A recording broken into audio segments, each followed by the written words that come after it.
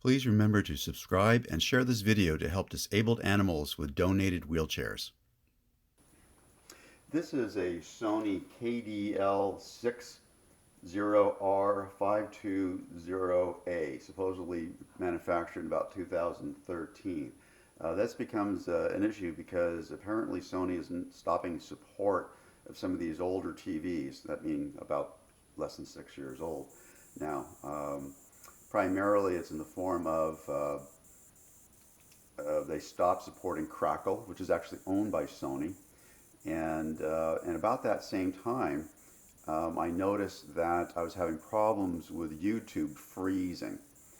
So the solution that they have for that, mostly because of Crackle, is to get a streaming device like a Fire Stick or a smart DVD player or something like that, where essentially you just make your TV into a monitor, which is probably the way things are going to go with some of these TVs, because they can't update the software to be compatible with all hardware.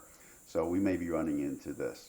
Now, the problem that I have is YouTube has been freezing, and they come up with several solutions, of which really only one worked, other than putting a streaming device on there and just using the TV as a monitor.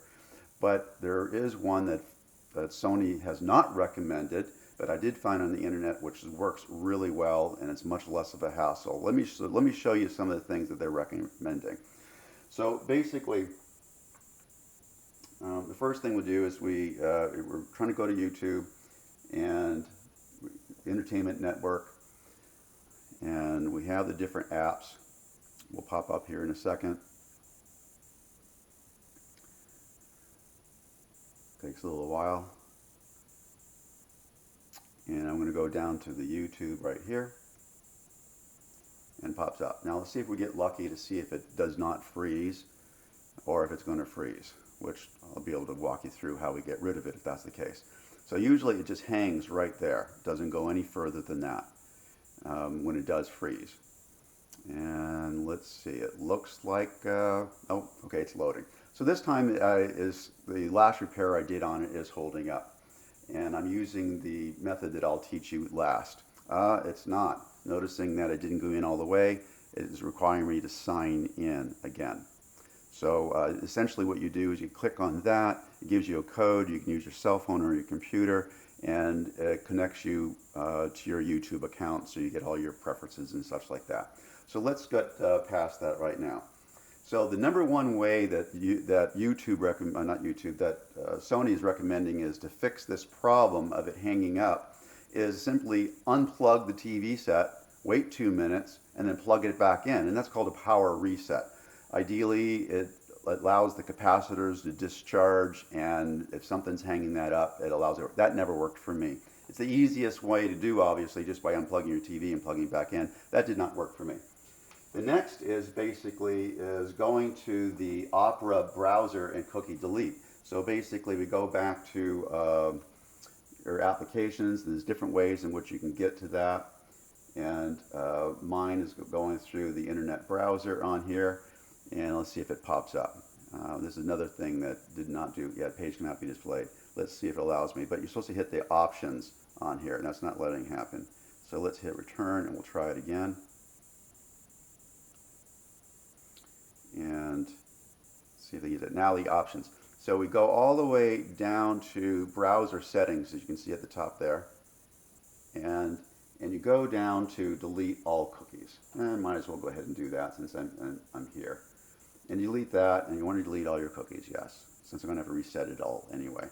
Supposedly that stops the TV from trying to go to the wrong place, or some other kind of setting that's messed up. This never worked for me either. So, but it's one of the ways that they recommend. And you can try that because it's less painful than the next method. And the next method is basically doing a factory reset. And so with this being on the TV on right now, is you reach around and you find the power button that's actually on your TV set. And the idea here is the TV has to be on when you do this, because it's going to reset itself. And then holding the up button on your remote control. Oh, that's not going to work. Let's see if we can go back to this. Using the up button on your remote control, just hit power and you get a reset. And the TV goes through just like you bought it from the store. And it doesn't remember anything from it because it should be turning itself back on right now. And you go through the whole thing where you say, yeah, it's a home, I have to put the date in, all my famous channels, reset your Wi-Fi again, and all that kind of stuff. Now, in this case, I'm going to have to go ahead and reset the Wi-Fi to make it work, but I want to skip this part to get you to the point that I find out the easiest way to do this. This is basically going to your settings.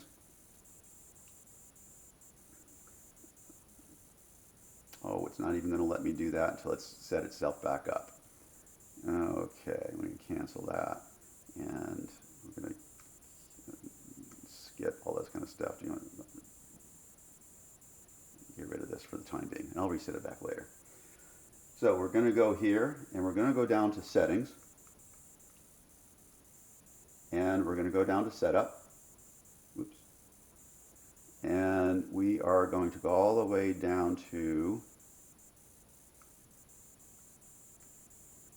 let's see, product support? Yes. Initialize personal information. You click here, and this basically is going to erase all your connections for Netflix and also the background information for your YouTube. So you click here and you click on that. Now what will happen is the TV will reset itself, and I'm not going to be able to go to YouTube because I use the other method to demonstrate to it, and now I don't have Wi-Fi to it. I have to set that back up. But basically you just click on that, and you start from back to the main page to your, see, it's not going to allow me, I have to go to the Wi-Fi. But basically you try to get into your app and just go to YouTube, and you put in your access code information, and it's all set to go again.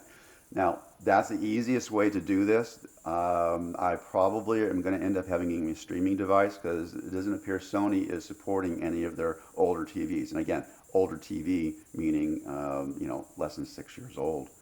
And but as far as the screen, it's just fine. You can get a DVD player for $19. You can get a Fire Stick for all kinds of different sales. Sometimes they give them away.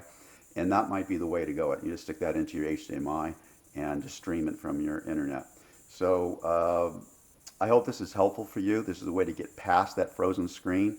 And again, the best way is that last way that I showed you, unless you're going to go ahead and use a streaming device.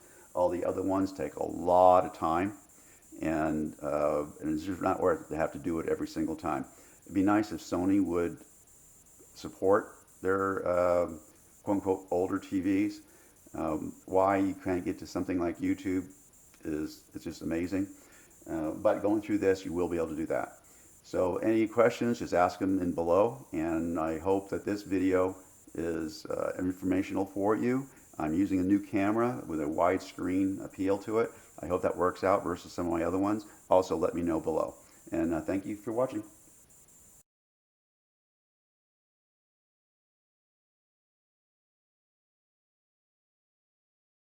Please remember to subscribe and share this video to help disabled animals with donated wheelchairs.